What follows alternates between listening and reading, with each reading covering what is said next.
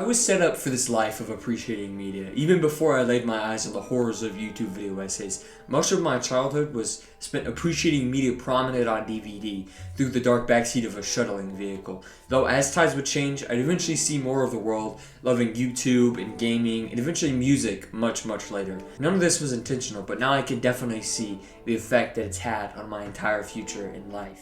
I always think about those days in my past, the simplicity of them.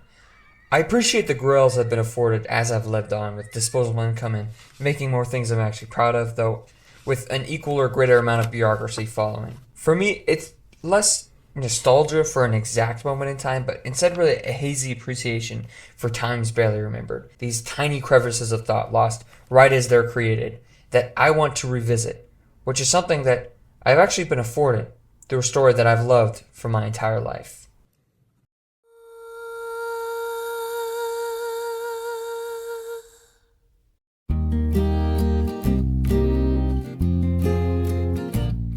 I can't remember watching Ratatouille for the first time, however, I know that I must have practically been right out of the womb. It's essentially the genesis for my love of art of all kinds, coming out of what's in my mind the most dominant stretch of any animation studio in history, or possibly even just movie studio in general. Pixar's 2000s output was nothing less of legendary. They had created themselves a legacy before, but now they were stretching out past any single point of quality and firing on all cylinders. None of this should have worked, but somehow it did. It was that dysfunction in them that took them far above the rest. Toy Story was infamously almost killed off because of how big of an asshole Woody was supposed to be.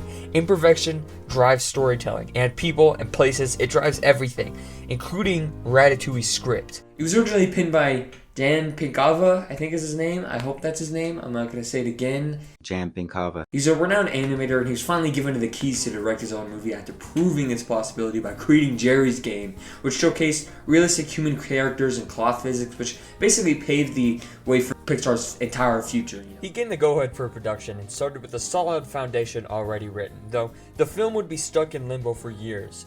Although he developed much of the style and script of the film, production and progress was slowing, with an assortment of directors and team members cycling through the cast. It wasn't until Brad Bird came to the director's chair that things would eventually come together, although he was certainly apprehensive, being on vacation and not wanting to step on the toes of Jan, whom created this story of the appreciation of art. Still, with his input in the story, Brad relented, cutting much of what wasn't working and the European, scraggly, surreal edge that the original script apparently had. Still, it's undeniable that Brad Bird's contributions helped the film finally release in June 2007.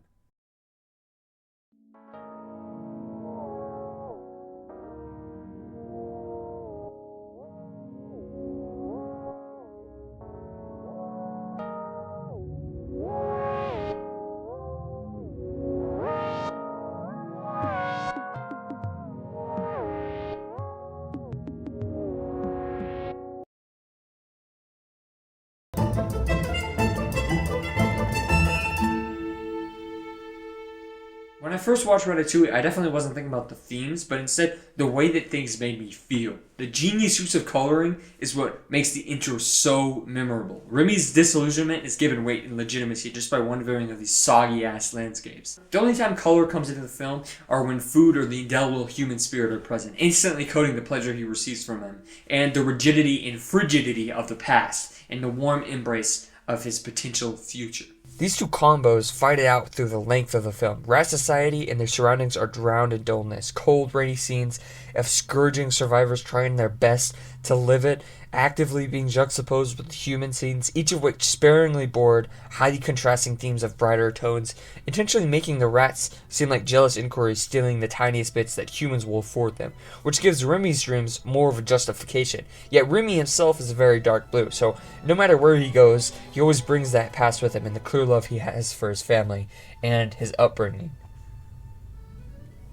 These elements get all the more noticeable, especially when in the score can really revel in the surroundings. Starting from cold, bare, paranoid dripping in an empty sewer with the characters and audience literally waiting for just any peep from any other element, then a single light sparking an idea, a hope, a motif, and a song. And as Remy scurries through all these small pipes with lighting and music slowly growing, and there's this flute that just matches every single step that he takes, and he sees all these vignettes slowly going across the city, discovering all of these nooks and crannies that he never knows. And then he goes out and he sees this woman, and he fucking crawls up on the fucking ceiling, and the music fucking crescendos, and it's just fucking, oh my god, dude, it's just fucking perfect. It's just absolutely perfect. And it's just the music and this insane score is just insane. Fucking Michael Giacchino.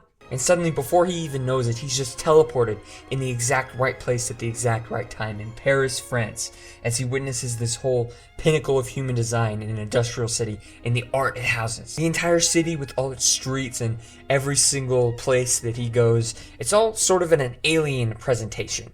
In other words, this movie really makes you feel like you're a rat. The vignettes cobbled through the colors, environments, and scores, especially in this beginning montage, permeate every scene that Remy is placed in. Even the ones where he's not visible. You can't even see him on screen. You can still see his little fucking rat feet running around. These dotting flutes and strings playing after each tap of the feet and scurry of the rat. It's also very French. The city plays a pivotal role. Its massive subterranean sewers house vast colonies of rats, yet its main inhabitants are humans, sort of driving that link between the two species. So of course this is where their main motifs of color combine, and where most of the interpersonal drama between humans and rats occur. I can't cook, can I? The weight of great expectations can be immeasurable. Or invisible. The main pairing that seems like an obvious choice, it's like the dumb guy and the smart guy. But think about it like this. If a rat made a banger-ass meal in the middle of the forest, but nobody was there to eat it, did it even happen? And if somebody great made something terrible, did that happen either? Nobody expects much from either of these two leads, yet critics lurk everywhere in the cast. The first we see of one is excellence and the other is incompetence, yet the only way they can function regularly is if they combine their powers and act as one. Linguini is bad at being a Gusteau, yet Remy is bad at being a rat. So are they really that far off? Linguini only needed to find something else that he could excel at, eventually being able to wait tables faster than anyone else seen before him in the film, because being a Gusteau was never about cooking. So, we have given up.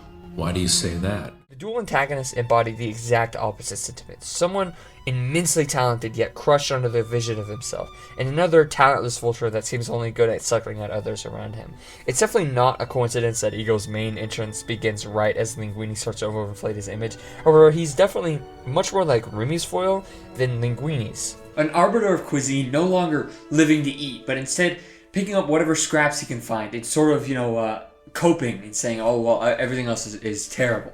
At a young age, he gains this love for food, something that grapples him so deeply, and yet it was all somehow lost at a point. Maybe he bought into his own hype or neglecting the elements of review that he loved, but instead he became a true shell of his former self. But even with all their differences, it's undeniable that Remy, Linguini, Ego, and Skinner all love the same thing: food.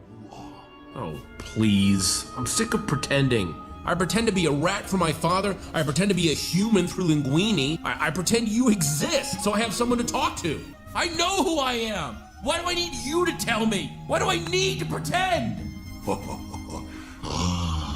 you don't, Remy. You never did. Every time you see Gusteau's image in the film, it's always to hammer in that same message.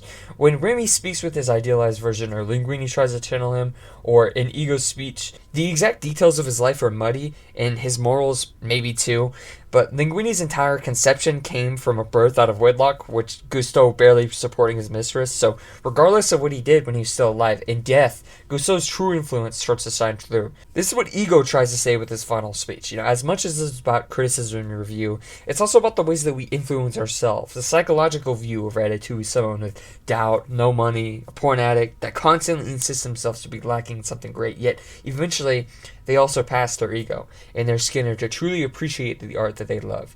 Even after he loses his credibility, he gains something that he can't put a star rating on.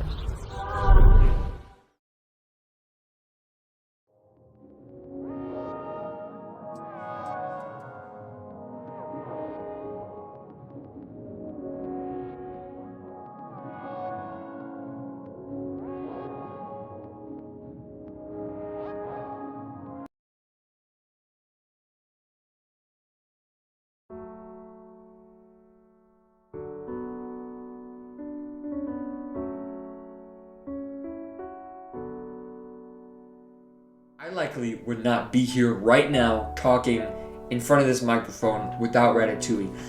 I don't believe fate has much bearing in reality or is even really real, so maybe it's just coincidence.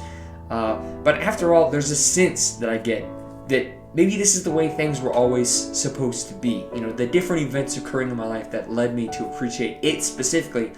Above all else, it's almost too perfect. This specific movie. Because every single year that I grow older and become more entrenched in what I put out into the world, I can always go back to it and relate to every single scene. I don't even know what made me so enamored with it when I was younger. Yet today, it all makes so much sense. It was all supposed to be like this.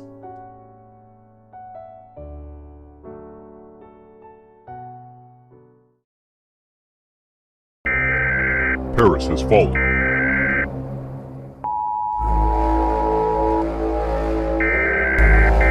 Paris has fallen.